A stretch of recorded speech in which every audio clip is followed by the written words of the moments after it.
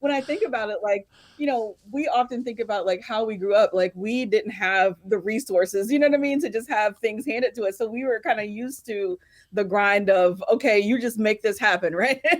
Like you just try to figure out a way to make this happen. And even if you have a dime, you have 20 cents, you make it happen.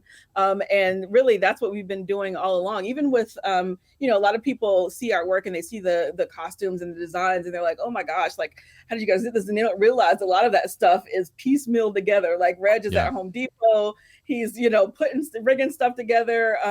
We that's kind of what we're used to, right? So at this point, we just continue doing it. But even though now we have, obviously more resources than we had when we first started out, but we still use a lot of those same tactics and techniques. It's kind of like we have our own lane, so we don't really run into issues that much, Mm-hmm, anymore. So mm-hmm. we're kind of stress free right now. It's a Yeah, good, it's a good yeah. I feel like you develop those lanes as you go, Yes. and you develop them from crossing over into each other's lanes, bumping, and Yes. then kind of steering and going Figuring it back out. to it. Yes. But Yes. it is incredible, and that's what I love so much about your story is that Mhm. there was no perfecting of something or getting it Yeah. right beforehand. There was, Yeah. we're going out to do something and we're going to figure it out as we go Yes. along this entire journey. I Mm-hmm. think too often as creatives, that perfectionist mindset prevents people from going and doing because they It think they have does. to have everything dialed in before the Yeah. fact.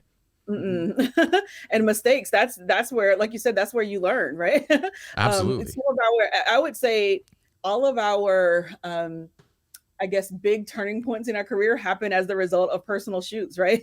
Yeah. Even the whole Afro art series, that was us being tired of, we were at first we were kind of shooting a lot of group shoots and outdoors and other things. So we were like, let's learn some studio stuff and let's try something different. And how do Yeah. we tell that same story in studio? And we started doing that just for us. And then all of a sudden, clients were like, hey, how can I get this for my child? Right. So we kind of took it on the road, and that morphed into the Afro Art series, that morphed into the Glory book. So that's all started with personal work. I have to think that you guys should be sitting very happy, very proud of the fact that I think you could make an entire life out of these portraits if you wanted to, out of these portraits that not only are just absolutely gorgeous to look at, but that they have power and significance to them. I don't know that a lot of people have been able to attach so much meaning to what they do on a day-to-day basis. Mm-hmm. I was going to say, I always feel blessed that we were able to find our lane, right? Like, I feel like not everyone has that opportunity to figure that out, right? For And sure. I know the gravity of us being one of the ones that are able to have that, right? So I just feel like every day I am thankful that we're finally able to have that thing that we love to do. Not saying that we don't ever get tired of it or we'll never get tired at all, because we do. But it's something that at the end of the day, if we were not doing it for money, I would still try to find a way to do it, right? Yeah.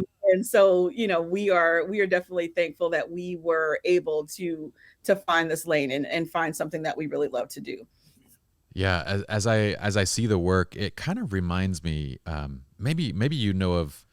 I've never seen anything like it, but it reminds me a little bit of Anne Geddes. Remember Anne Geddes' children's Yes, portraits? yes. It reminds Uh-huh. me a little bit of that, but Mhm. with actual cultural value and Yeah, importance built into it. yeah, Like I see strength, I see culture, I see interests, I see power built mhm. into a child's photograph. So it's almost Yes. like it reminds me of like an Anne Geddes 3.0 type thing where it's like Mhm, this mhm. is the highest form of what that work could be.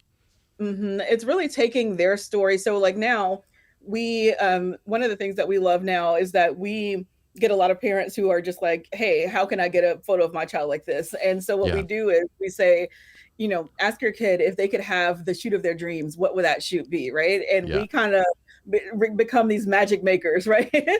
And try to make their dreams come true. Now, sometimes it's difficult. Sometimes they're like, I want to be a ballerina. I'm looking at these shoots like they're weddings now. Right. He's like, these kids' imagination. Yeah, right. He's like, how am I going to make this happen? Like ballerina unicorn, and Right.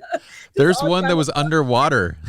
Yes, and that was the thing. She was like, I want to be underwater, and I'm like, listen, I'm not getting underwater for this shit. So Red tried to figure out a way to make her underwater in Photoshop, right?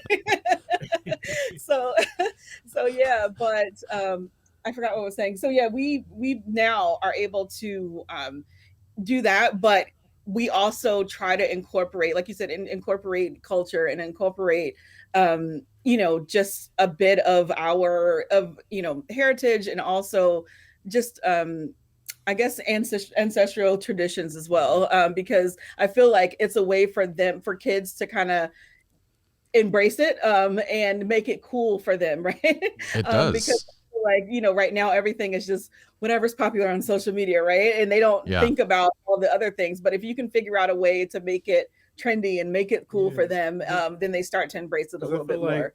Like with our culture, I feel like with the social media and everything that's going on, I feel like it's kind of dying. Like it's not a part of our everyday lives, it's like it is with other people. You know what I mean? So we just really wanted to reintroduce that into our work and into the mainstream as well. I feel like oftentimes with Black culture, it's a lot of things are in the beginning they're kind of taken and run with, and then it's we look back and we're like, wait a minute, that started here, or that started in Kenya, or that started wherever, and a lot of times kids don't have that connection to that, right? And so it's really showing them and hoping that they'll be appreciative of the culture that they have. So